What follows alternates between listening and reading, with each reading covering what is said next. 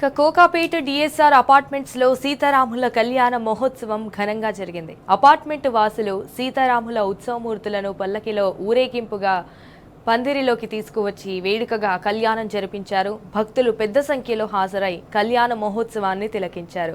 ఈ సందర్భంగా అపార్ట్మెంట్ పరిసరాలన్నీ కూడా రామనామస్మరణతో మారుమోగాయి.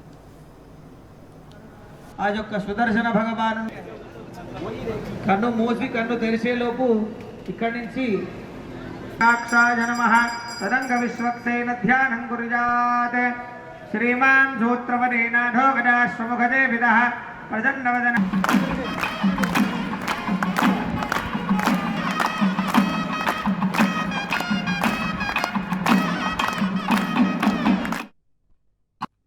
ఈరోజు డిఎస్ఆర్ క్లాసులో మొట్టమొదటిసారిగా డిఎస్ఆర్ ప్రారంభమైన తర్వాత మొదటి రాములవారి కళ్యాణం అంగరంగ వైభవంగా భక్తుల మధ్యలో ఇక్కడ ఉన్నటువంటి 250 కుటుంబాలు పాల్గొని అతి దిగ్విజయంగా సీతారామ నవమి కళ్యాణాన్ని అంగరంగ వైభవంగా జరుపుకుంటున్నారు. ఇక్కడ అందరి సహకారంతో కమ్యూనిటీ రెసిడెంట్స్ లో ఉన్న వారందరూ చాలా సహకరించి ముందుకొచ్చి వాళ్ళందరి సహకారంతో నిన్నటి నుంచి ఎడతెరిపి లేకుండా ఎటువంటి ఇబ్బందులు లేకుండా అంగరంగ వైభవంగా మనకి ఎంతో కన్నుల పండుగగా ఈ ఈవెంట్ అనేది జరుగుతుంది.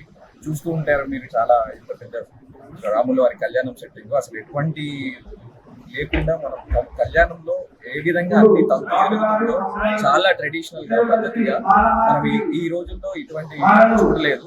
ఎంతో రంగరంగ వైభవంగా జరుగుతుందనే చెప్పగలను నేను. చాలా బాగా జరుగుతుంది, అందరి సహకారంతోనే ఇది జరుగుతుంది. జై శ్రీరామ్.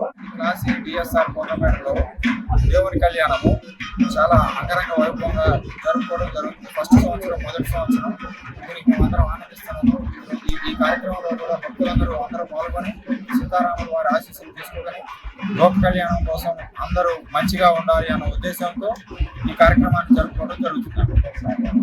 అందరి సహకారంతో, ఎందుకంటే కుల మతాలకు అతీతంగా హిందువులందరూ ఏకతాటి మీద ఉంటూ ఈ కళ్యాణం జరుపుకోవడం అనేది సంతోషించదగ్గ విషయం.